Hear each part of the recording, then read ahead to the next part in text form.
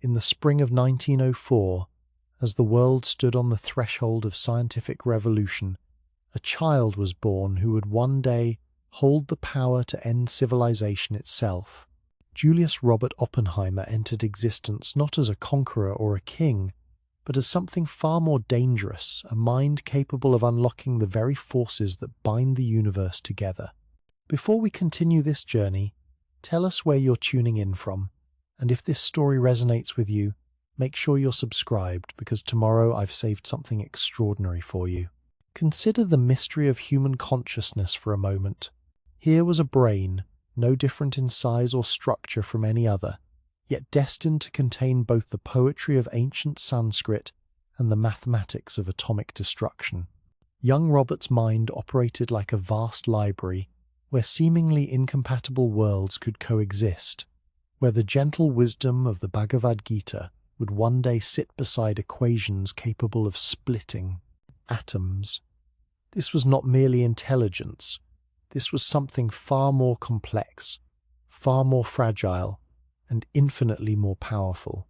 The Oppenheimer family lived in a world of privilege and culture on Manhattan's Upper West Side. Robert's father, Julius, had built a fortune importing textiles, while his mother, Ella, filled their apartment with original Van Gogh paintings and first editions of literary classics. Yet beneath this surface of prosperity, young Robert carried a burden that would shape every moment of his extraordinary life, a darkness that settled over his mind like storm clouds gathering on a clear day.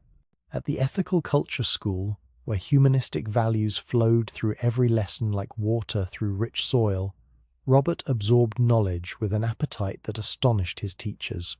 By his 16th birthday, he had mastered 8 languages, not merely memorized vocabulary and grammar, but truly possessed them, thinking in French as naturally as English, reading Latin, poetry with the same fluency as morning newspapers. His classmates watched in wonder as he moved between subjects like a conductor, orchestrating a symphony, each discipline adding harmony to his expanding understanding of the world. But brilliance, as nature teaches us, often comes with a price. The same neural pathways that allowed Robert to perceive connections invisible to others also made him vulnerable to psychological storms of devastating intensity.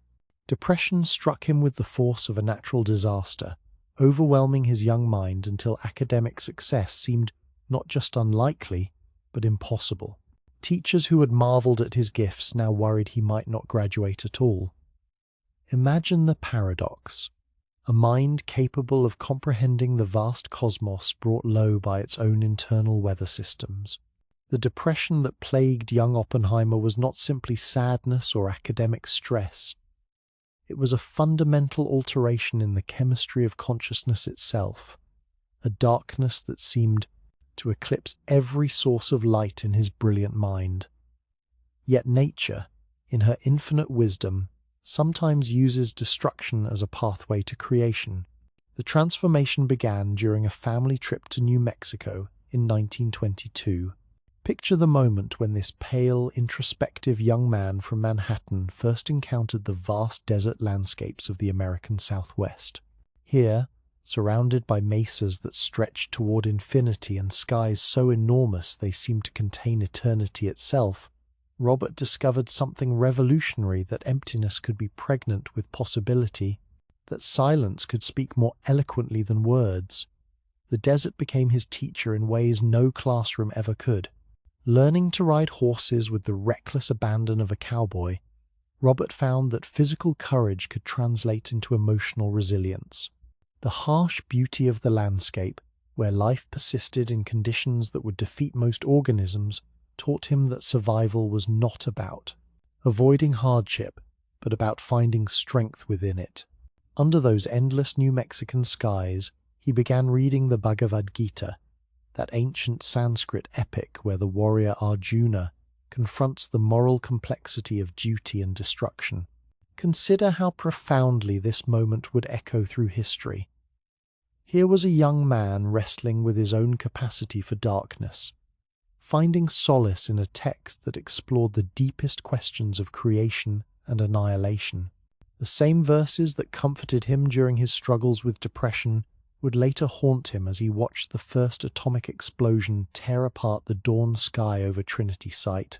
The seeds of both his greatest triumph and his deepest torment were planted in those quiet hours, reading ancient wisdom beneath the vast New Mexican stars. At Harvard University, Robert's academic performance blazed like a meteor across the intellectual sky. He completed his undergraduate degree in just 3 years, graduating summa cum laude, while his professors marveled at a mind that could leap between classical literature and advanced physics with the grace of a dancer moving between musical themes. He studied mineralogy with the passion of a poet, learned Sanskrit with the precision of a mathematician, and explored the emerging mysteries of atomic physics with the wonder of a child discovering fire. Yet beneath this constellation of achievements, the shadows of depression continued their relentless work. Like a sculptor whose chisel carves away stone to reveal the statue hidden within, his psychological struggles were shaping him into something unprecedented. A scientist whose sensitivity to human suffering would make him uniquely qualified to lead other brilliant minds through the moral complexities of creating weapons of unimaginable destruction. Watch how nature prepares her most important instruments. The same neural sensitivity that made Robert vulnerable to depression also enhanced his capacity for empathy. He could read the subtle signs of distress in others because he had mapped every contour of anguish in himself. The emotional flexibility that left him susceptible to psychological chaos also made him capable of grasping concepts that existed in states of uncertainty and probability, the qualities that would prove essential when he encountered the bend. Strange new physics emerging from European laboratories. His professors at Harvard recognized they were witnessing something extraordinary. Here was a student who could discuss the metaphysical implications of quantum mechanics with the same sophistication he brought to analyzing Sanskrit poetry. Robert's mind operated like a vast ecosystem where different forms of knowledge could cross-pollinate and evolve into entirely new ways of understanding reality. The melancholy that shadowed his brilliance was teaching him lessons no textbook could provide. While his classmates struggled with the intellectual challenges of advanced coursework, Robert was tech-snide, learning something far more profound: how to navigate the deepest questions of human existence while maintaining the precision required for scientific discovery. His depression, rather than being merely an obstacle to overcome, was becoming an integral part of his intellectual apparatus, like the darkness between stars that helps define the brightness of distant suns. As his Harvard years drew to a close, Robert stood at a crossroads that would determine not just his own destiny but the fate of human civilization itself. The young man who had once struggled to simply graduate from preparatory school had transformed himself into one of the most promising scientific minds of his generation. Yet the darkness that had shaped him remained, no longer as an enemy to be defeated, but as a permanent companion that had taught him to see both the light and shadow in every aspect of existence. The seeds of his future were already germinating in the rich soil of his complex psyche. The sensitivity that made him vulnerable to psychological storms would one day make him capable of recognizing similar struggles in the brilliant scientists he would lead.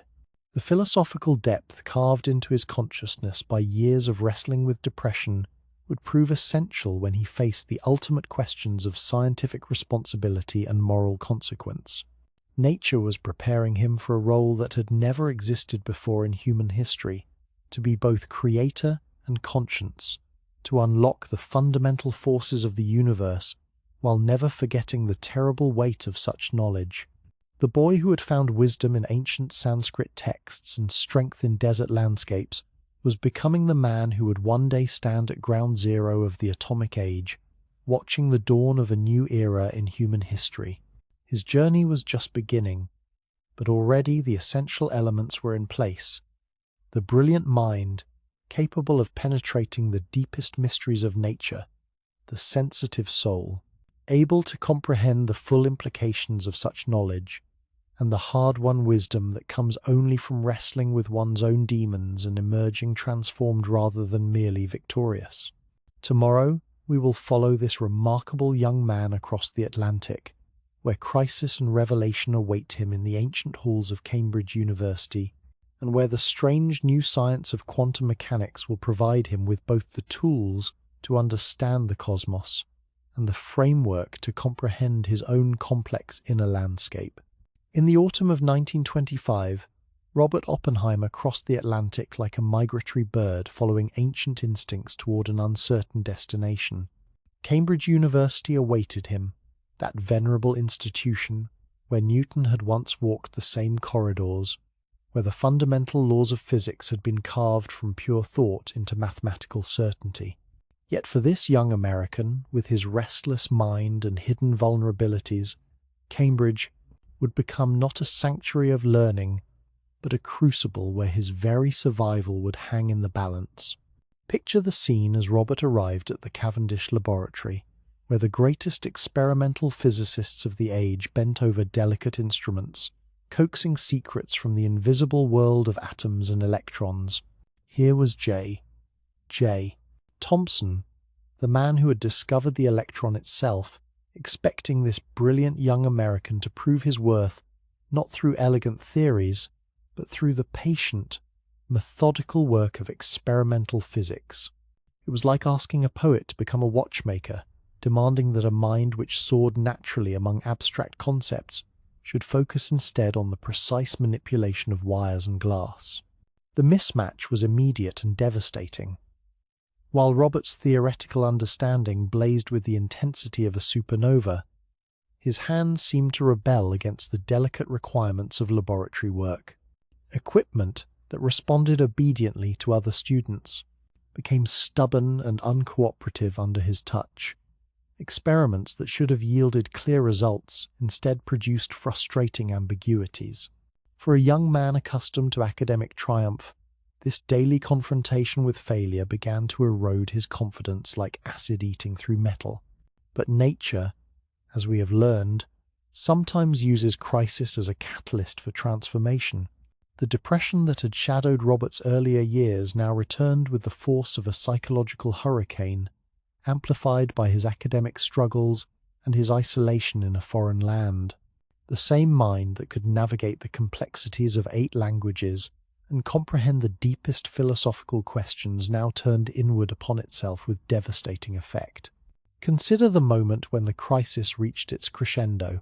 In his small laboratory, working late into the night while his frustrations mounted like pressure in a sealed vessel, Robert prepared what would become one of the most infamous incidents in the history of science. Taking an apple, that simple fruit which had supposedly inspired Newton's greatest insights, he carefully injected it with chemicals that would make it poisonous. Then, with the methodical precision that eluded him in his legitimate experiments, he placed this deadly offering on his tutor Patrick Blackett's desk. Imagine the psychological state that could drive a brilliant young man to such desperate measures. This was not mere academic frustration or homesickness. This was a mind in such profound distress that it could contemplate actions that would destroy not only his own future, but potentially the life of another human being. The apple sat there like a malevolent symbol of knowledge perverted, of intellectual gifts twisted by psychological torment into something dark and dangerous. Fortune, however, sometimes wears the disguise of near disaster. Blackett never ate the apple. The poisoned fruit was discovered, and Robert's actions came to light in a way that could have ended his academic career forever. Yet Cambridge, that ancient institution which had weathered centuries of human frailty and brilliance, chose wisdom over punishment. Rather than expelling this troubled young genius, the university administration arranged for psychological support and counseling, recognizing that beneath the surface of crisis lay a mind worth saving. The healing process began slowly, like a forest regenerating after fire. Robert found himself working with therapists who understood that depression was not a moral failing, but a medical condition requiring patience and careful treatment. As his psychological state stabilized, he began to glimpse something extraordinary emerging from the laboratories and lecture halls of continental Europe, a revolutionary new understanding of reality itself that would change science forever. Quantum mechanics was being born in the minds of physicists like Werner Heisenberg, Erwin Schrödinger, and Max Born. This was not merely a new theory, but a complete reimagining of how the universe operates at its most fundamental level. In the quantum world, particles existed in multiple states simultaneously until the moment of observation collapsed them into definite reality. Uncertainty was not a limitation of measurement, but a fundamental feature of existence itself. For Robert, still recovering from his psychological crisis, these quantum concepts resonated with profound personal meaning. The uncertainty principle, which stated that you cannot simultaneously know both the position and momentum of a particle with perfect precision, seemed to mirror his own experience of consciousness. Just as his depression had taught him that human psychology exists in states of probability rather than certainty, quantum mechanics revealed that the entire universe operates according to similar principles of fundamental uncertainty. The breakthrough came when he transferred to the University of Göttingen, where Max Born was developing the mathematical foundations of quantum theory. Here, working alongside some of the most brilliant minds in physics, Robert found his theoretical gifts finally matched with subject matter worthy of his extraordinary intellect. The same mental flexibility that had made him vulnerable to psychological chaos now proved essential for grasping concepts that defied common sense and classical logic. Watch how crisis transforms into opportunity. The young man who had nearly destroyed his future with a poisoned apple now began making contributions to quantum theory that would influence physics for generations.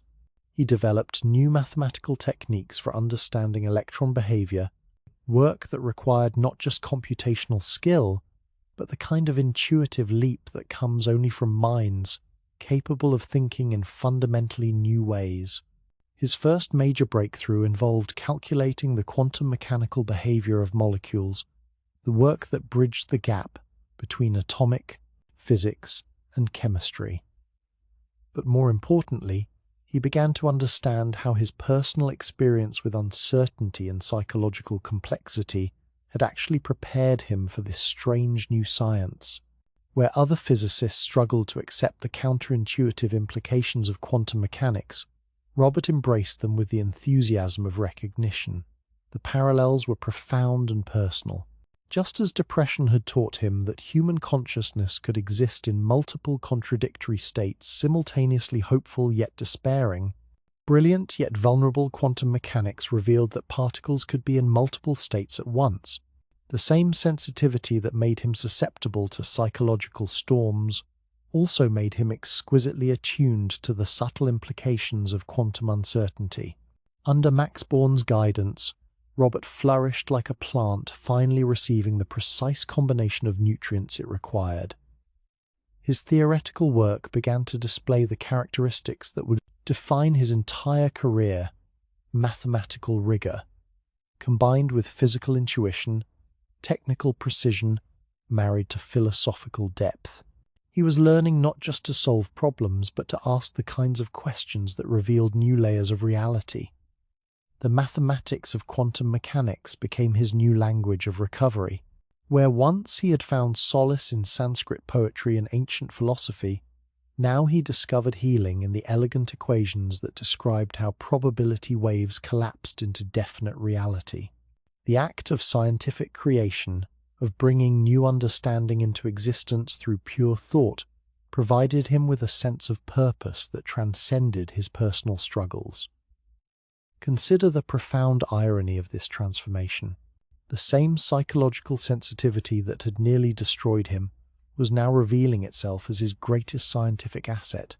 His comfort with ambiguity, his ability to hold contradictory ideas in creative tension, his intuitive understanding of contented uncertainty, all the mental characteristics that had made him vulnerable to depression were precisely the qualities needed to pioneer the new physics. By 1927, Robert had completed groundbreaking work on the quantum mechanics of molecules and atoms. His dissertation, written under Born's supervision, demonstrated mathematical techniques that would become standard tools in quantum chemistry. But more than technical achievement, he had accomplished something far more significant. He had transformed his deepest vulnerabilities into sources of scientific insight. The young man who returned to America was fundamentally different from the troubled student who had crossed the Atlantic 3 years earlier. The crisis at Cambridge, which had seemed like catastrophic failure, had actually initiated a process of psychological and intellectual integration that made him uniquely qualified for the challenges ahead. He had learned to see uncertainty not as something to be feared, but as the fundamental condition of existence, a lesson that would prove essential when he later faced the moral uncertainties of creating atomic weapons. His European years had taught him that the universe operates according to principles far stranger than classical physics had imagined. Particles could tunnel through barriers that should have been impenetrable. Light could behave as both wave and particle depending on how you observed it. Reality itself seemed to emerge from the interaction between consciousness and cosmos in ways that classical science had never suspected. But perhaps most importantly, Robert had discovered that his personal struggles with depression had actually prepared him to understand these revolutionary concepts. The same mental processes that made him vulnerable to psychological chaos, his ability to think in states of probability, his comfort with paradox, his intuitive grasp of how observation changes reality, were precisely the cognitive tools needed to comprehend quantum mechanics. As his ship carried him back across the Atlantic toward America, Robert carried with him more than just a doctorate in theoretical physics. He possessed a hard-won understanding of how crisis could become catalyst, how personal darkness could illuminate universal truths, how the mind's greatest vulnerabilities could transform into its most powerful insights. The young physicist, who had nearly been destroyed by his own psychological storms, had emerged as someone uniquely equipped to navigate the strange new territories of 20th century science. His journey through depression and recovery had taught him lessons that no textbook could provide: lessons about uncertainty, complexity, and the fundamental role of consciousness in shaping reality. Ahead lay Berkeley, where he would build one of America's greatest schools of theoretical physics. Ahead lay discoveries about stellar collapse and neutron stars that would reshape astronomy. Ahead lay Los Alamos, where his understanding of both human psychology and quantum mechanics would prove essential for managing the greatest scientific project in human history. But first, there would be years of teaching and research, years of gathering brilliant students around him like a master craftsman training apprentices. The man who had learned to transform his own darkness into insight would soon discover how to help others navigate the complex relationship between scientific discovery and human responsibility. By 1929, when Robert Oppenheimer arrived at the University of California, Berkeley, American physics existed in a curious state of adolescence. While European laboratories buzzed with the revolutionary discoveries of quantum mechanics, American universities remained largely focused on classical problems and experimental techniques that belonged to an earlier era. Into this scientific landscape stepped a young man who had drunk deeply from the fountains of European theoretical physics, carrying with him the tools to transform American science forever. Picture the moment when Robert first walked across the Berkeley campus, with its sweeping views of San Francisco Bay and the rolling hills of Northern California. Here was an environment that perfectly matched his complex nature, intellectually sophisticated yet pioneering in spirit, combining the rigorous traditions of academic excellence with the bold innovation that characterized the American West. Like a gardener who instinctively recognizes the perfect soil for cultivating rare plants, Robert understood immediately that Berkeley could become something unprecedented in American science. The physics department that welcomed him was competent but unremarkable, staffed by solid experimentalists who understood the established principles of their field, but had little experience with the strange new theories emerging from quantum mechanics. Into this conventional academic environment, Robert introduced concepts so revolutionary that they seemed to belong more to philosophy than physics. He spoke of particles that existed in multiple states simultaneously, of observers who changed reality through the very act of observation, of uncertainty as a fundamental principle of nature, rather than a limitation of measurement. Yet what made Robert extraordinary as a teacher was not merely his mastery of advanced theory, but his profound understanding of how minds learn and grow under pressure. His own journey through depression and recovery had taught him to recognize the subtle signs of intellectual and emotional crisis in others. He could spot a struggling student at 20 paces, not because of obvious academic difficulties, but because he had mapped every contour of internal struggle in his own consciousness. Consider how he approached the delicate art of scientific education, where traditional professors delivered lectures with the authority of established knowledge. Robert created intellectual ecosystems where ideas could evolve and cross-pollinate. His legendary seminars became famous throughout the physics community, not for their formal structure, but for their organic intensity. Gatherings where the latest quantum discoveries might be discussed alongside Sanskrit poetry, where the mathematics of stellar evolution could lead seamlessly into explorations of consciousness and mortality. Students who entered these seminars often emerged fundamentally changed, not just in their understanding of physics, but in their comprehension of what it meant to be a scientist in an age of revolutionary discovery. They learned that scientific truth was not a collection of fixed facts to be memorized, but a dynamic process of questioning, hypothesizing, and testing that required both intellectual rigor and emotional courage. The Oppenheimer school that emerged at Berkeley during the 1930s operated more like a scientific monastery than a conventional academic department. Students and postdoctoral researchers gathered around Robert with the intensity of disciples following a master, not because he demanded their devotion, but because he offered them something precious, the opportunity to participate in the creation of entirely new ways of understanding reality. But Robert was building more than just an educational institution. During this period, his research began producing discoveries that would echo through the cosmos for billions of years. Working with his student George Volkoff, he turned his attention to one of the most extreme environments in the universe, the cores of massive stars, where matter exists under conditions so intense they defy everyday comprehension. Imagine the audacity of this theoretical investigation. Here were two men, working with nothing more than mathematical equations and physical intuition, attempting to understand objects so remote and exotic that they would not be directly observed for decades. Yet through the power of quantum mechanics and general relativity, they could peer into the hearts of dying stars and predict phenomena that would reshape astronomy. Their calculations revealed something extraordinary. When a star more than 8 times the mass of our Sun exhausts its nuclear fuel, gravity begins an inexorable collapse that crushes matter into configurations previously unimagined. The stellar core, containing more mass than our entire solar system, compresses into a sphere only 20 kilometers across. The resulting object, what we now call a neutron star, achieves densities so extreme that a single teaspoon of its material would weigh as much as Mount Everest. But even more remarkable was their prediction of what would happen to stars beyond a certain critical mass. Robert and Volkoff calculated that stars above 2.17 times the mass of our Sun would undergo complete gravitational collapse, creating objects so dense that nothing, not even light itself, could escape their gravitational grip.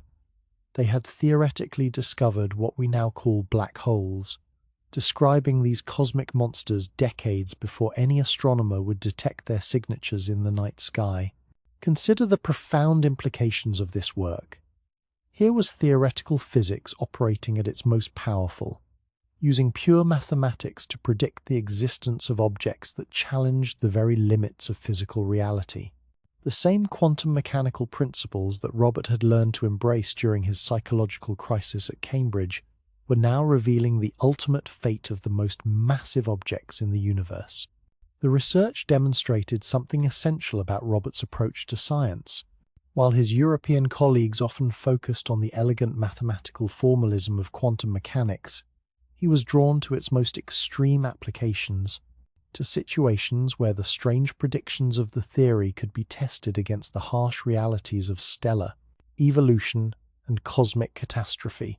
His comfort with uncertainty and paradox, hard-won through his struggles with depression, allowed him to explore scientific territories that more conventional minds found disturbing or incomprehensible. Yet the true measure of Robert's genius during these Berkeley years lay not in his individual discoveries, but in his ability to create an intellectual environment where others could achieve their full potential. His empathy, sharpened by his own experience with psychological struggle, allowed him to provide exactly the kind of support each student needed. Some required rigorous mathematical training, others needed encouragement to trust their physical intuition. All benefited from his demonstration that scientific excellence and human sensitivity were not contradictory, but complementary qualities. The seminars that Robert conducted became legendary events in the physics community. Students and faculty would gather in a circle, with Robert serving not as an authoritative lecturer, but as a guide helping others discover insights for themselves. These sessions might begin with a discussion of the latest experimental results from cosmic ray research and evolve into profound explorations of the relationship between consciousness and quantum mechanics. What made these gatherings extraordinary was Robert's ability to weave together seemingly disparate threads of knowledge into coherent patterns of understanding. A question about electron behavior might lead to a discussion of Sanskrit philosophy, not as an academic digression, but as a genuine exploration of how different cultures had approached fundamental questions about the nature of reality. Students learned that physics was not an isolated technical discipline, but part of humanity's larger quest to understand existence itself. The teaching style that emerged from these experiences would prove essential when Robert later faced the challenge of managing the Manhattan Project. He was learning how to identify the unique talents of individual scientists, how to create conditions where creativity could flourish under pressure, how to maintain team morale when working on projects whose implications extended far beyond pure research. His own research during this period continued to push the boundaries of theoretical physics. Beyond his work on stellar collapse, he made important contributions to cosmic ray physics, nuclear theory, and the emerging field of particle physics. Each discovery demonstrated his remarkable ability to identify the most significant problems in contemporary physics and develop innovative approaches to solving them. But perhaps most importantly, Robert was establishing a new model for what American theoretical physics could become. Before his arrival at Berkeley, American physics had been largely empirical and practical, focused on immediate applications rather than fundamental understanding. Through his teaching and research, he demonstrated that Americans could contribute to the most abstract and revolutionary aspects of modern science. The students who emerged from the Oppenheimer School carried with them not just technical expertise, but a profound understanding of the responsibility that comes with scientific knowledge. They had learned from a master who understood that the power to unlock nature's secrets brings with it obligations to consider the human consequences of such discoveries. As the 1930s progressed and political tensions mounted in Europe, Robert began to recognize that his carefully constructed academic paradise might not survive the approaching storm. The same theoretical insights that allowed him to peer into the hearts of dying stars were also providing the foundation for understanding nuclear reactions and atomic structure.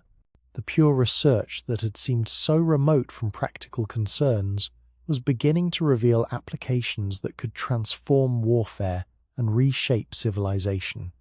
The man who had learned to transform personal darkness into scientific insight was about to face his greatest challenge. The empathy and leadership skills he had developed through managing his own psychological struggles and nurturing young scientists would soon be tested on an unprecedented scale. The quiet professor, who had built one of America's greatest centers of theoretical physics, was about to become the scientific director of the most secret and consequential project in human history. The seeds of that future were already visible in the work he had accomplished at Berkeley.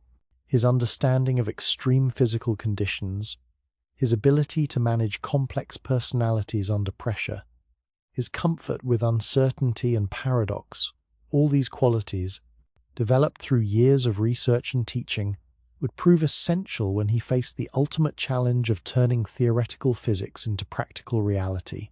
The empire he had built at Berkeley was more than an academic achievement. It was a demonstration that American science could achieve theoretical sophistication equal to anything produced in European laboratories, and it was a training ground where some of the most brilliant minds of the 20th century learned not just the techniques of modern physics, but the wisdom to use those techniques responsibly. In the autumn of 1942, as the world convulsed in the greatest conflict in human history, a peculiar meeting took place in a nondescript government office in Washington, D.C. General Leslie Groves, a man accustomed to building massive engineering projects with military precision, sat across from J. Robert Oppenheimer, a theoretical physicist whose greatest accomplishment had been predicting the behavior of dying stars. Between them lay a challenge that would test the limits of human knowledge and human endurance, the creation of a weapon that could harness the fundamental forces of the universe itself. The choice of Oppenheimer to lead the scientific effort seemed to many observers almost incomprehensible. He had never managed a project larger than a university research group. His political associations raised questions about his security clearance. His temperament appeared better suited to contemplative scholarship than urgent military necessity. Yet Groves, with the instinct of a master engineer, recognized something that others missed: that building atomic weapons would require not just technical expertise, but the ability to manage brilliant minds under psychological pressures, unlike anything previously experienced in human history.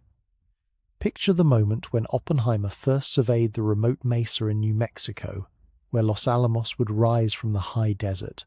Here, at 7,400 feet above sea level, surrounded by the vast emptiness that had first taught him to find possibility in solitude, he envisioned something unprecedented, a city of science where the most secret knowledge in human face, history would be transformed into devastating reality. The site itself seemed chosen by destiny. The Los Alamos Ranch School, which had occupied the mesa for decades, had already demonstrated that this isolated location could support a community of remarkable individuals. The clear mountain air and stunning vistas provided the kind of environment where minds could operate at peak efficiency while remaining completely isolated from the outside world. Most importantly, the remoteness ensured that the most consequential scientific project in history could proceed in absolute secrecy. Within months, this peaceful ranch school was transformed into a boomtown of science that would grow to house 6,000 people, including the greatest concentration of scientific talent ever assembled in one location. Nobel Prize winners worked alongside fresh graduate students. Theoretical physicists collaborated with practical engineers. Pure researchers found themselves grappling with urgent questions of applied technology. The diversity was not accidental but essential. Oppenheimer understood that creating atomic weapons would require insights from every branch of physics, chemistry, engineering, and mathematics. Consider the extraordinary leadership challenge this represented. Here were some of the most independent and strong-willed individuals in the scientific community. Many of them, accustomed to working alone or in small groups, suddenly required to coordinate their efforts toward a single, overwhelming goal. The egos were enormous, the time pressure relentless, and the moral weight of their mission unlike anything any scientist had previously experienced. Yet Oppenheimer's approach to managing this unprecedented collection of talent revealed the wisdom he had gained through his own psychological struggles and his years of teaching at Berkeley. Rather than attempting to impose rigid military discipline on civilian scientists, he created an environment that balanced security requirements with the intellectual freedom necessary for creative breakthrough. His weekly colloquiums became legendary events where researchers from different divisions could share their discoveries and insights, fostering the kind of cross-fertilization that often leads to unexpected solutions. The technical challenges they faced seemed to mock the very possibility of success. Creating weapons-grade uranium required separating uranium-235 from uranium-238 isotopes, so nearly identical that the difference in their atomic weights represented less than 1%.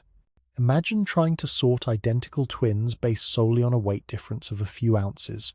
The industrial processes required to accomplish this separation consumed more electricity than entire cities, yet produced only tiny quantities of the precious fissile material. The plutonium route presented even more daunting obstacles. This artificial element, virtually unknown before the war, had to be created in nuclear reactors that themselves represented entirely new technologies. The plutonium produced by these reactors then had to be chemically separated from intensely radioactive reactor products through processes so dangerous that they could only be performed by remote-controlled equipment behind massive concrete shields. But perhaps the most challenging aspect of the plutonium weapon was the mechanism required to trigger nuclear explosion. Unlike uranium, which could be detonated using a relatively simple gun-type design, plutonium required an implosion system that would compress the fissile core to critical density in less than a microsecond. The precision required was almost beyond imagination. Dozens of conventional explosives had to detonate simultaneously with timing, accuracy measured in nanoseconds, creating a perfectly symmetrical compression wave that would crush the plutonium sphere to twice the density of lead. Watch how Oppenheimer navigated these technical obstacles while simultaneously managing the human dimension of the project. His own experience with psychological complexity had taught him to recognize the signs of stress and breakdown in others. Scientists who had devoted their careers to understanding fundamental principles suddenly found themselves working on classified weapons research, cut off from the normal academic practices of publication and peer review. Many struggled with the moral implications of their work, questioning whether the potential benefits of ending the war justified creating weapons of unprecedented destructive power. Oppenheimer's office became an informal counseling center where brilliant minds could confess their fears and doubts about the weapon they were creating. His empathy, sharpened by his own battles with depression, allowed him to provide exactly the kind of support each individual scientist needed. Some required reassurance about the moral necessity of their work. Others needed encouragement to push through technical obstacles that seemed insurmountable.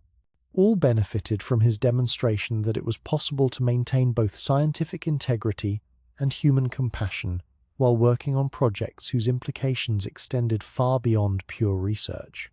The pace of discovery at Los Alamos was breathtaking. Problems that might have taken years to solve in peacetime were resolved in months or weeks through the concentrated effort of the world's most talented scientists working with unlimited resources and absolute priority. New insights in nuclear physics emerged almost daily. Engineering solutions to seemingly impossible challenges appeared through the kind of creative collaboration that occurs when brilliant minds are freed from normal constraints and focused on a single overwhelming goal. Yet beneath the excitement of scientific breakthrough lay a growing awareness of the magnitude of what they were creating. As the project progressed and success became increasingly likely, many of the scientists began to grapple seriously with the implications of their work. They were not merely solving interesting technical problems, but creating weapons that could end human civilization. The theoretical calculations suggested that a single atomic bomb could destroy an entire city, killing hundreds of thousands of people in an instant. Oppenheimer found himself serving not just as scientific director, but as moral philosopher for a community struggling with unprecedented ethical questions. His years of studying Eastern philosophy and literature provided him with frameworks for understanding the relationship between knowledge and responsibility, between scientific discovery and human consequence. The same texts that had comforted him during his struggles with depression now helped him guide other scientists through the moral complexities of their wartime mission. The Manhattan Project became a study in applied psychology as much as applied physics. Oppenheimer developed innovative approaches to maintaining morale and productivity under conditions of extreme secrecy and pressure. He organized concerts and lectures to provide intellectual stimulation beyond weapons research. He encouraged families to join the scientists at Los Alamos, creating a genuine community where normal human relationships could flourish even under abnormal circumstances. Most remarkably, he managed to maintain the open communication essential for scientific progress, while satisfying the military's requirements for absolute security. The weekly colloquiums where scientists shared their discoveries became models for how classified research could proceed without completely abandoning the collaborative principles that make science effective. Security was maintained not through rigid compartmentalization, but through the scientists' understanding of why their work had to remain secret. As 1945 progressed and the first atomic weapons neared completion, the psychological pressure at Los Alamos reached almost unbearable levels. Success was no longer a distant possibility, but an imminent reality. The scientists who had devoted years to solving theoretical problems suddenly faced the prospect of seeing their work tested in actual warfare. The abstract had become terrifyingly concrete. Oppenheimer's leadership during this final phase demonstrated the full measure of what he had learned through his journey, from personal crisis to scientific triumph. He understood that the completion of the atomic bomb would mark not just a technical achievement, but a fundamental transformation in the human condition. The same species that had learned to control fire and harness electricity was about to gain access to the forces that power the stars themselves. The man who had once nearly destroyed his future with a poisoned apple was now overseeing the creation of weapons that could poison entire cities. The young scholar who had found wisdom in ancient Sanskrit texts was about to witness the birth of an age where those same texts would take on new and terrible relevance. The teacher who had nurtured young scientists in the peaceful environment of Berkeley was preparing to test whether human wisdom could grow quickly enough to match the pace of technological discovery. As the first atomic bombs moved toward completion, Oppenheimer knew that success would bring not celebration, but a new kind of responsibility, unlike anything any scientist had previously experienced. The project that had begun as a response to the threat of Nazi atomic weapons was about to transform the entire nature of international relations, military strategy, and human survival.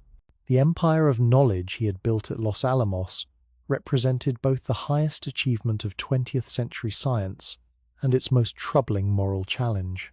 In the high desert of New Mexico, surrounded by the vast landscapes that had first taught him to find meaning in emptiness, Oppenheimer was about to witness the dawn of the atomic age and confront the ultimate questions about the relationship between human knowledge and human survival. In the hours before dawn on July 16, 1945, a strange procession moved through the New Mexico desert toward a destination that would become one of the most significant coordinates in human history. Scientists, military officers, and government officials made their way to observation points scattered across the Jornada del Muerto, the journey of death, a stretch of high desert so desolate that Spanish explorers had named it for the travelers who perished crossing its Hindaya Onabaya, harsh expanse.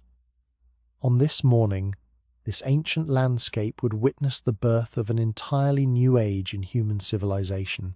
At the center of this vast amphitheater of sand and sagebrush, a steel tower rose 100 feet into the pre-dawn sky. Atop this tower, nestled in a shelter of corrugated metal, sat a sphere of metal, and high explosives no larger than a basketball, the culmination of 3 years of the most intensive scientific effort in human history. The device weighed less than 14,000 pounds, yet within its precisely engineered core lay the power to transform matter into energy, according to Einstein's famous equation, releasing forces that had previously existed only in the hearts of stars. Picture J. Robert Oppenheimer in those final hours before the test, moving between observation bunkers like a general inspecting troops before battle, yet carrying within himself the weight of knowledge that no military commander had ever borne. He understood, perhaps better than anyone present, that success would bring not celebration, but a burden of responsibility unlike anything humanity had previously experienced. The equations he had helped develop, the theoretical insights he had nurtured at Berkeley, the management techniques he had pioneered at Los Alamos, all would be tested in the space of a few microseconds that would echo through history for generations. The night had been filled with technical delays and mounting tension. Thunderstorms threatened to postpone the test, raising fears that months of preparation might be wasted if weather conditions prevented accurate measurements of the explosion. Military officials worried about fallout patterns that could endanger nearby communities. Scientists anxiously monitored instruments that would record data lasting only fractions of a second, but representing years of theoretical and experimental work. Yet beneath these immediate concerns lay a deeper anxiety that few dared to articulate. Some of the scientists had calculated, however improbably, that the extreme temperatures and pressures of nuclear fission might trigger a chain reaction in the nitrogen atoms of the atmosphere itself, potentially igniting the entire planet's air supply in a conflagration that would end all life on Earth. The probability was high, vanishingly small, but the consequences would be absolute.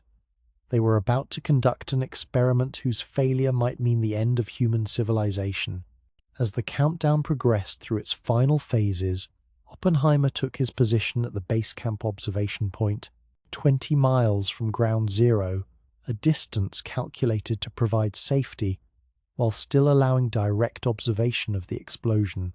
Around him, scientists and officials lay prone on the desert floor, their faces turned away from the tower, dark welding glasses protecting their eyes from the anticipated flash. The man who had spent his career studying the most extreme conditions in the universe was about to witness those conditions recreated on Earth. At 4:29 and 45 seconds in the morning, the age of atomic weapons began not with the sound of an explosion, but with a light brighter than the sun. For a moment that seemed to suspend the normal flow of time, night became day across hundreds of square miles of desert. The flash was visible to the human eye from distances of more than 160 miles farther than the distance from New York to Philadelphia. Observers later described feeling the heat of the explosion on their faces, despite being 20 miles away and facing in the opposite direction. Consider the physics of what occurred in that first microsecond. Within the plutonium core of the device, conventional explosives compressed fissile material to more than twice its normal density, creating conditions where nuclear chain reactions could proceed faster than the expanding material could disperse. In less than a millionth of a second, approximately 20% of the plutonium underwent fission, with each nucleus that split, releasing energy and neutrons that triggered additional fissions in an exponentially accelerating cascade. The energy release was staggering in its intensity, 21 kilotons of explosive force, equivalent to 21,000 tons of TNT erupted from a sphere smaller than a softball. The temperature at the center of the explosion reached 100 million degrees Fahrenheit, more than 4 times hotter than the core of the sun. The pressure exceeded 25 billion pounds per square inch, sufficient to compress any known material to a fraction of its normal volume. Yet these numbers, however precise, cannot capture the overwhelming sensory experience of witnessing such forces unleashed. The brilliant flash was followed by the rise of a multicolored fireball that expanded to more than 2,000 feet in diameter, before cooling enough to become visible as the iconic mushroom cloud that would forever symbolize the atomic age. The blast created its own weather system, generating winds that exceeded hurricane force and lifting radioactive debris 8 miles into the stratosphere. The sound, when it finally reached the observers 20 seconds after the initial flash, came not as a conventional explosion, but as a physical blow that shook the ground beneath their feet and rattled windows more than 100 miles away. Some observers later described feeling the shock wave pass through their bodies like a slow earthquake. The desert sand beneath the tower had been transformed into a crater nearly 1,100 feet in diameter, with the intense heat melting the sand into a new form of glass that scientists would later name trinitite, a green, glassy substance created by temperatures that had never before existed on Earth's surface. For Oppenheimer, watching through protective glasses as the mushroom cloud climbed toward the heavens, the moment brought not triumph, but a profound recognition of what humanity had accomplished and what it had unleashed upon itself. The verse from the Bhagavad Gita that came to his mind, "Now I am become death, destroyer of worlds," captured not arrogance but anguish, the realization that human knowledge had crossed a threshold from which there could be no return. The success of Trinity exceeded even the most optimistic predictions of the Los Alamos scientists. Every component of the incredibly complex implosion design had functioned exactly as calculated. The neutron initiators had triggered the chain reaction at precisely the right moment. The spherical shock wave had compressed the plutonium core with perfect symmetry. The timing mechanisms had coordinated dozens of individual explosions with accuracy measured in nanoseconds. Years of theoretical work had translated into practical reality with devastating precision. Yet success brought no sense of relief or celebration to most of the observers. The same scientists who had worked tirelessly to achieve this moment now found themselves confronting the implications of their success. The theoretical had become terrifyingly real.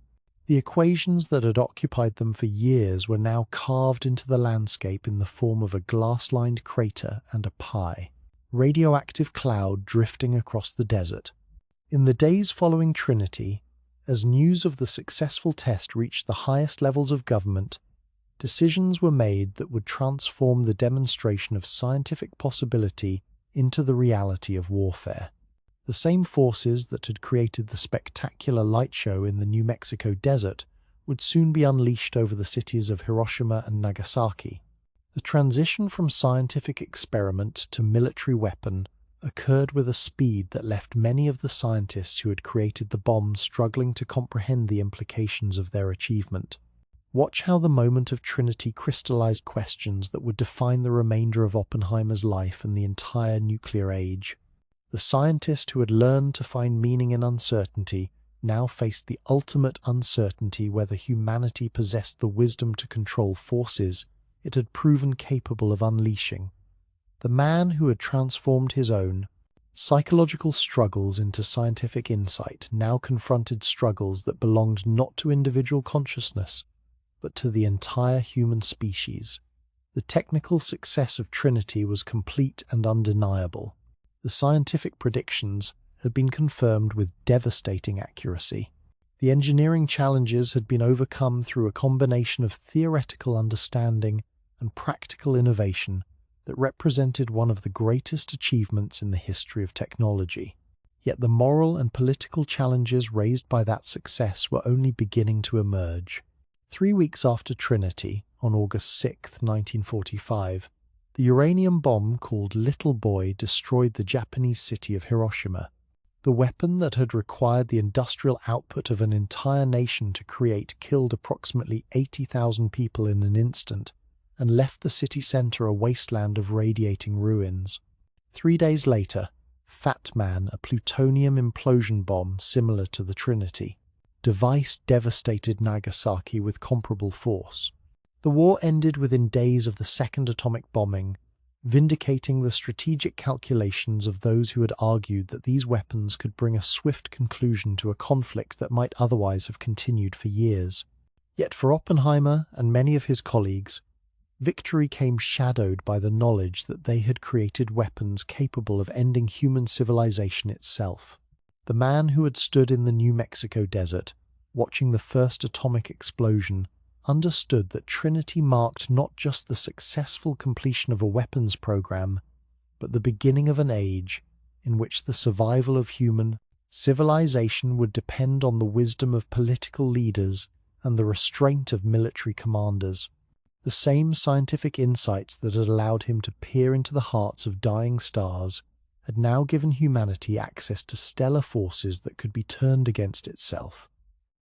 In the months following Trinity and the end of World War II, Oppenheimer found himself grappling with a new kind of depression, not the personal psychological struggles that had marked his youth, but a broader existential anxiety about the future of human civilization.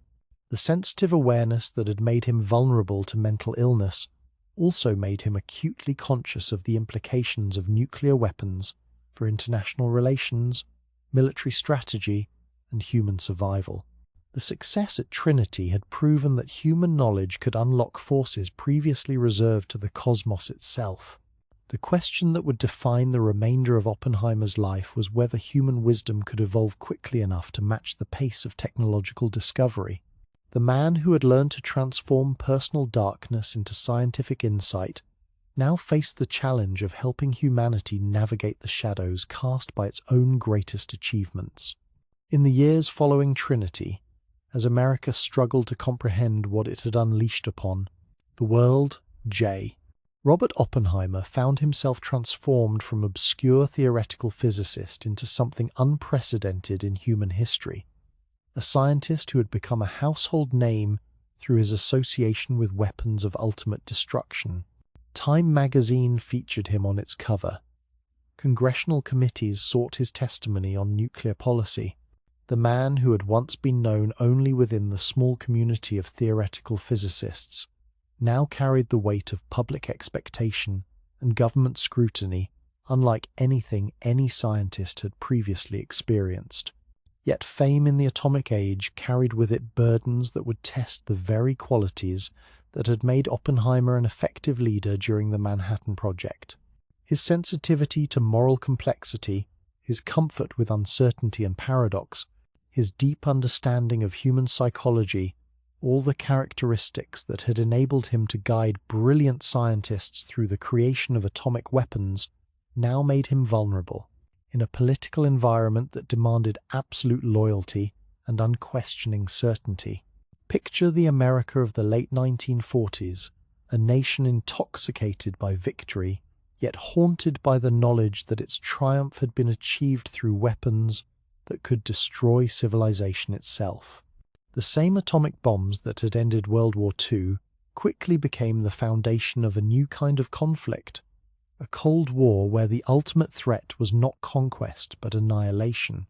In this environment, questions about nuclear policy became matters of existential survival, and those who advised caution or restraint risked being labeled as traitors to national security. Oppenheimer's position at the center of these debates was both influential and precarious. As chairman of the General Advisory Committee of the Atomic Energy Commission, he possessed unique knowledge about nuclear weapons and unparalleled credibility among the scientific community.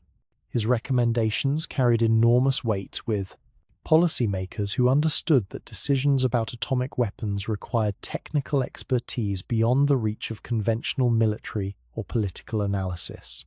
Yet this same influence made him a target for those who disagreed with his counsel. The first major controversy erupted over the question of whether America should develop hydrogen bombs, weapons, potentially 1,000 times more powerful than the atomic bombs dropped on Japan. The physics of these thermonuclear devices was elegantly simple in principle, yet fiendishly complex in execution. Instead of relying on the fission of heavy elements like uranium and plutonium, hydrogen bombs would harness the fusion reactions that power the sun itself, combining the lightest elements in the universe to release energy on a scale that dwarfed even atomic weapons. For Oppenheimer, The hydrogen bomb represented a fundamental shift in the nature of nuclear weapons, from instruments of war to engines of genocide. An atomic bomb could destroy a city. A hydrogen bomb could eliminate entire metropolitan areas, killing millions of people and rendering vast territories uninhabitable for generations. These were not weapons that could be used for any conceivable military purpose, but doomsday devices whose only function was to threaten the complete destruction of enemy societies.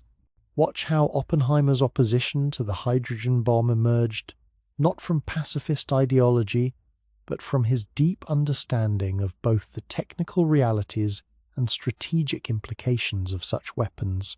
His experience managing the Manhattan Project had taught him that scientific possibilities do not automatically translate into military necessities. The same analytical thinking that had guided him through the complexities of creating atomic weapons now led him to question whether unlimited escalation of destructive power served any rational purpose. His opposition was characteristically nuanced and philosophically sophisticated. Rather than simply arguing against hydrogen bomb development, he advocated for international negotiations aimed at preventing a nuclear arms race that could spiral beyond any nation's ability to control. He understood that the ultimate security lay not in possessing more powerful weapons than potential enemies, but in creating political frameworks that reduced the likelihood of nuclear conflict altogether. Yet in the paranoid atmosphere of the early Cold War, such nuanced positions were increasingly interpreted as evidence of disloyalty or communist sympathy. The same government officials who had relied on Oppenheimer's judgment during the life-or-death struggles of World War II now viewed his caution about hydrogen bombs as dangerous naivety, or worse.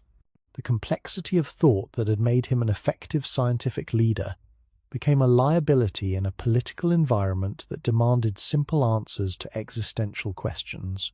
The investigation of Oppenheimer's background and associations began subtly, with FBI agents following him, tapping his telephones, and compiling dossiers on his personal relationships and political activities.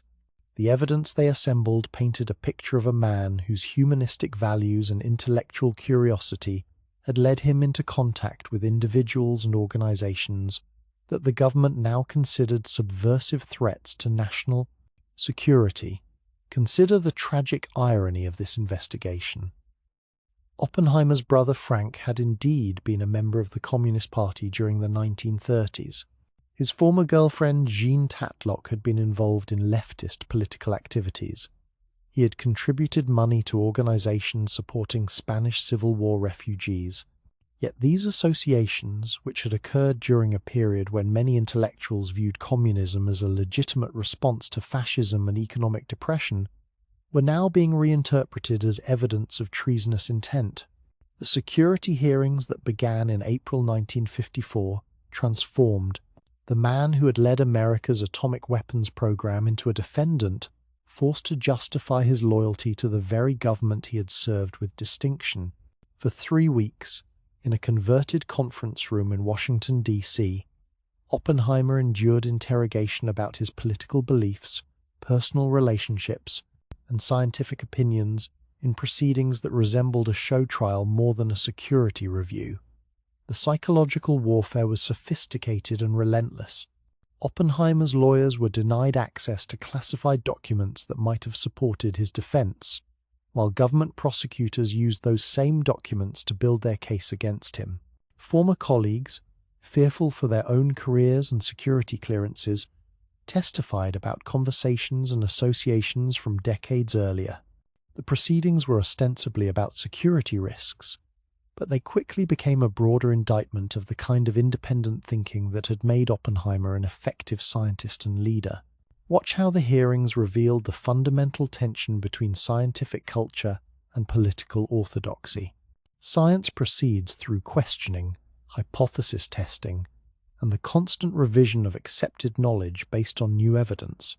Politics, especially in times of crisis, demands loyalty, consistency, and unquestioning support for established policies.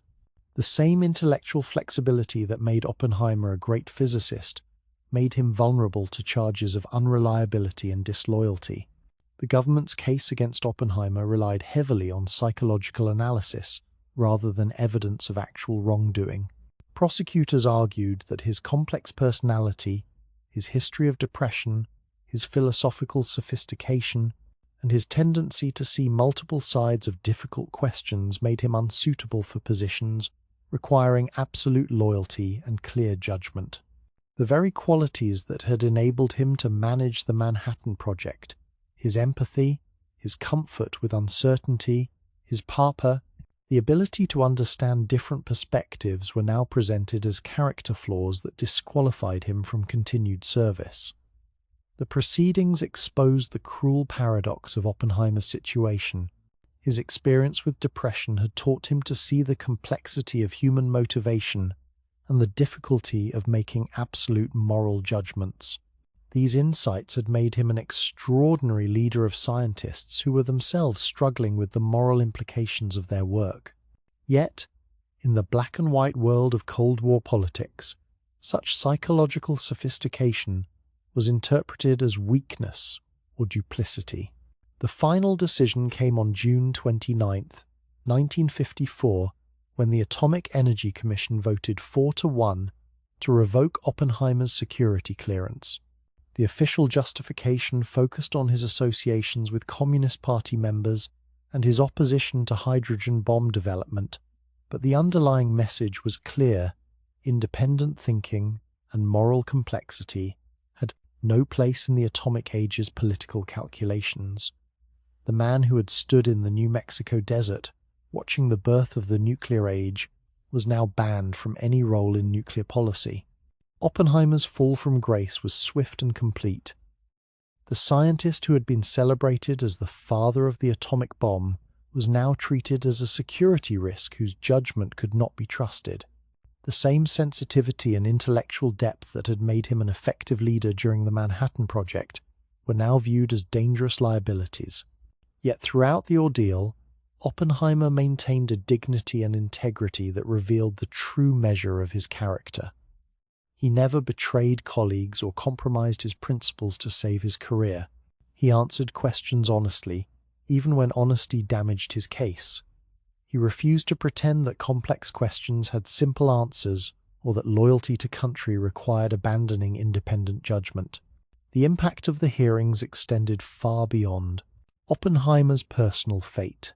The scientific community watched in horror as one of their most distinguished members was destroyed, not for any crime or betrayal, but for the independence of thought that should have been considered essential to scientific inquiry. Many scientists concluded that government service was too dangerous for anyone who valued intellectual honesty above political conformity. In the broader context of American society, the Oppenheimer hearings represented a tragic moment when fear overwhelmed wisdom, when the very qualities that had enabled America to win World War II were sacrificed to the paranoia of the Cold War. The man who had helped create the most powerful weapons in human history was destroyed by forces far more subtle but equally devastating: the political pressures that can crush independent thinking and moral complexity.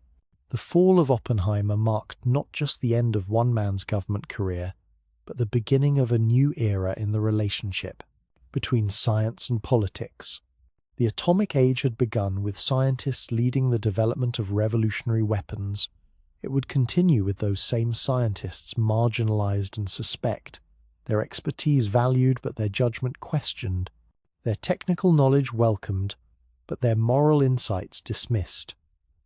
As Oppenheimer left the hearing room for the final time, stripped of his security clearance but not his dignity, he carried with him the knowledge that he had paid the ultimate price for refusing to abandon the complexity of thought that had made him both a great scientist and a dangerous political liability. The man who had learned to transform personal darkness into scientific insight now faced a different kind of darkness: the recognition that truth and integrity are not always compatible with political survival in an age of ultimate weapons. In the years following his exile from government service, J. Robert Oppenheimer discovered that disgrace, like depression, could become a teacher of unexpected lessons. Stripped of his security clearance and banned from the classified research that had defined his career, he found himself free to pursue a different kind of investigation, an exploration of what it means to live with the consequences of knowledge that cannot be unknown, power that cannot be unused, and responsibility that extends across generations. From his position as director of the Institute for Advanced Study at Princeton, Oppenheimer transformed himself from atomic pioneer into something far more valuable, a voice of scientific conscience in an age when such voices were desperately needed. The same institution that had been Einstein's refuge during his final years became Oppenheimer's platform for addressing questions that transcended physics and entered the realm of human survival itself. Picture this remarkable transition. The man who had once commanded the most secret laboratory in human history now spoke openly about the moral challenges facing scientists in an age of ultimate weapons. The physicist who had been silenced by government decree became one of the most eloquent advocates for international cooperation and nuclear restraint. The leader, who had been judged too complex for political trust, discovered that complexity was precisely what the world needed to navigate the paradoxes of the atomic age. His lectures and writings during this period revealed a mind that had achieved a rare integration of scientific rigor and humanistic wisdom. Drawing on his deep knowledge of Eastern philosophy, classical literature, and modern physics, Oppenheimer articulated a vision of science that acknowledged both its creative potential and its destructive power. He became one of the first major scientists to speak openly about the psychological costs of working on potentially civilization-ending technologies. Consider the profound courage this required. In an era when admitting uncertainty or moral complexity could destroy careers, Oppenheimer chose transparency over security. He discussed not only the technical challenges of creating atomic weapons, but the emotional burden carried by those who possess such knowledge. His openness about the psychological struggles faced by Manhattan Project scientists helped establish new frameworks for understanding the relationship between scientific discovery and mental health. The rehabilitation came slowly, grudgingly, but ultimately with the weight of historical vindication. In 1963, President Lyndon Johnson awarded Oppenheimer the Enrico Fermi Award, the highest honor in nuclear science, in a ceremony that symbolically restored his place in American scientific life. When Johnson presented the award, he recognized not just Oppenheimer's technical achievements, but his moral courage in facing the consequences of nuclear weapons with honesty and integrity. Yet, the true measure of Oppenheimer's legacy extends far beyond any official recognition. His integration of scientific excellence with ethical reflection created a new model for what it means to be a complete scientist, someone who understands not just how the natural world operates, but what responsibilities come with such time, understanding. In an age when scientific discoveries increasingly carry implications for human survival, this model has become not just admirable but essential. Watch how his influence rippled through subsequent generations of scientists and policymakers. The questions he raised about scientific responsibility became central to debates about genetic engineering, artificial intelligence, climate change, and every other technology with the potential to transform human society. His demonstration that brilliant scientists could maintain both technical rigor and moral sophistication provided a template for addressing challenges that require both scientific understanding and ethical wisdom. His openness about mental health struggles had equally profound impact. By discussing his own battles with depression and the psychological pressures faced by scientists working under extreme conditions, Oppenheimer helped reduce stigma and create better support systems for researchers dealing with similar challenges. The correlation between extraordinary intelligence and psychological vulnerability, which he embodied so powerfully, became a subject of legitimate scientific investigation rather than shameful secrecy. The scientific contributions that had first established his reputation continued to echo through the cosmos long after his political disgrace. His theoretical predictions about neutron stars and black holes, made decades before such objects were observed, proved remarkably accurate as astronomical technology advanced. When pulsars were discovered in 1967, rapidly rotating neutron stars that matched precisely the characteristics he and George Volkoff had calculated, the vindication was complete. The young theorist who would peer into the hearts of dying stars from his Berkeley office had accurately described some of the most extreme objects in the universe. Even more remarkably, his insights into stellar collapse helped lay the foundation for modern understanding of black holes, gravitational waves, and the large-scale structure of the universe. The same mathematical techniques he developed for understanding quantum mechanics found applications in fields he could never have imagined. His intellectual legacy extended far beyond atomic weapons into realms of pure science that continue to drive discovery today. Consider the broader implications of his life story for understanding the relationship between individual psychology and historical transformation. Oppenheimer's journey from personal darkness through scientific triumph to moral complexity illustrates how private struggles can prepare individuals for public responsibilities of unprecedented magnitude. His depression, rather than being simply an obstacle to overcome, became an integral part of his ability to comprehend and communicate the full implications of scientific discovery. The pattern he established of brilliant individuals wrestling with the psychological costs of revolutionary knowledge has become increasingly relevant as scientific advancement accelerates. From the researchers developing artificial intelligence to the geneticists mapping human DNA, scientists today face moral complexities similar to those that confronted the Manhattan Project generation. Oppenheimer's example provides both warning and guidance for navigating these challenges with integrity. His influence on nuclear policy, though interrupted by his security hearing, ultimately proved profound and lasting.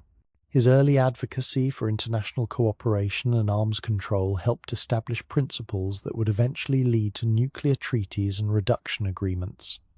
His warnings about the dangers of unlimited nuclear escalation proved prescient, as both superpowers accumulated arsenals capable of destroying civilization multiple times over.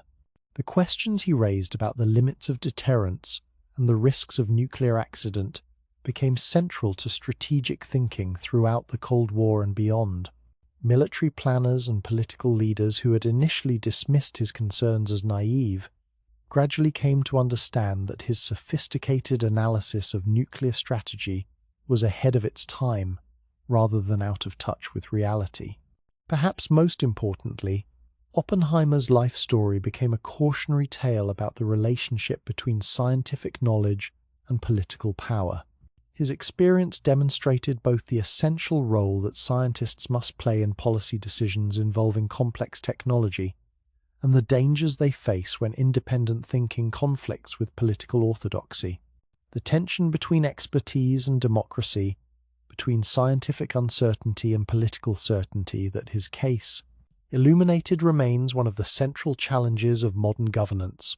In our current age, as artificial intelligence, genetic engineering, and climate change present challenges that require both scientific understanding and moral wisdom, Oppenheimer's integration of technical expertise with ethical reflection has become not just admirable but necessary.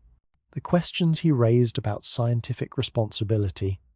How do we pursue knowledge while considering its consequences? What obligations do researchers have to society? How do we balance the benefits of discovery with the risks of unintended effects have become urgent, practical issues for scientists, policymakers, and citizens. His demonstration that it is possible to maintain both scientific rigor and moral complexity provides hope that humanity can navigate the challenges ahead with wisdom rather than merely technical competence.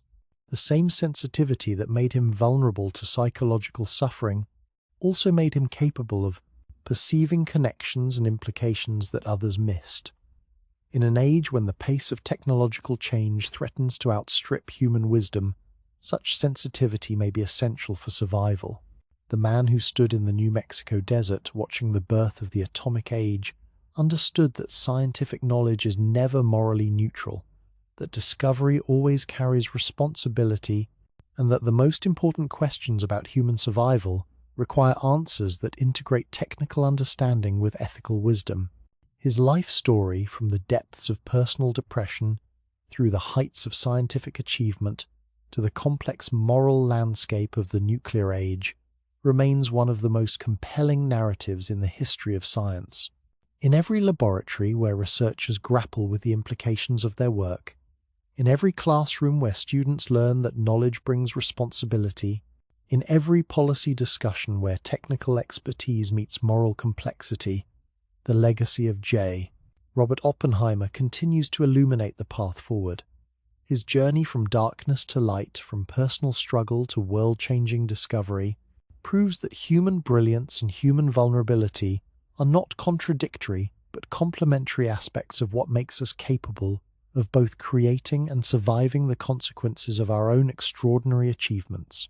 The shadow and light of his remarkable life continue to teach us that the price of knowledge is eternal vigilance about its use, that the gift of intelligence carries the obligation of wisdom, and that the power to unlock nature's secrets brings with it the responsibility to consider what happens when those secrets escape into the world. In an age of increasing technological power, these lessons have never been more essential for human survival.